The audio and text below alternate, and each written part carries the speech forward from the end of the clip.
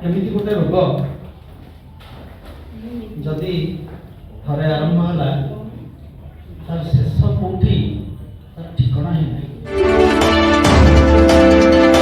मो ना नीना बारिक मो विद्याधर बारिक मेमोरियल ट्रस्ट ट्रस्टी अच्छी कौन कहे जो कैंसर अवेयरनेस कार्यक्रम ने कौन स्पेशल कौन ट्रस्ट काम को लक्ष्य कौन एक्चुअली आमर ये ट्रस्ट जो करा जायछि से ट्रस्ट रो मुख्य उद्देश्य होछि शिक्षा स्वास्थ्य आउ शिक्षा स्वास्थ्य उपर विशेष गुरुत्व देके आम कार्यक्रम सब वर्ष सारा आम करूँ।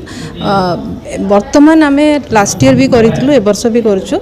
ए वर्ष आम विशेष भाव में कैंसर उपर टिके फोकस करूँ जोटा कि केमिति लोक माने सचेतन हेबे आ ताको नेकी केमिति से माने पूर्वर केमिति से माने ता पई प्रस्तुत रही पारिबे केमिति कोन निजको चेकअप करिवे सेही उपरे हम आज ये कार्यक्रम टी करूँ। गेस्ट मान के विशेषज्ञ माने आछन बुझुछन कैंसर अवेयरनेस हाँ हाँ से माने आसीचंती हमर माने भुवनेश्वर रे बहुत बड़ बड़ प्रतिष्ठित माने हॉस्पिटल सब आसीचंती से माने आसिक अछंती हमर जने संवाददाता भी जने वरिष्ठ संवाददाता सी भी अछंती जे माने केमिति एटा को माने समय अनुଯାयी आगो को जाई कि केमिति भलो भाबरे लोक मानन को सचेतन करा जिवो सेहि पई कार्यक्रम करा जाउछि। ट्रस्ट आगो लक्ष्य कौन आगो को तो बहुत बड़ लक्ष्य रही किंतु आमे तो एबे धीरे धीरे आगौछु। तो वर्तमान आ परे परे आमे महिला मानकर पाई भी कार्यक्रम करिवु।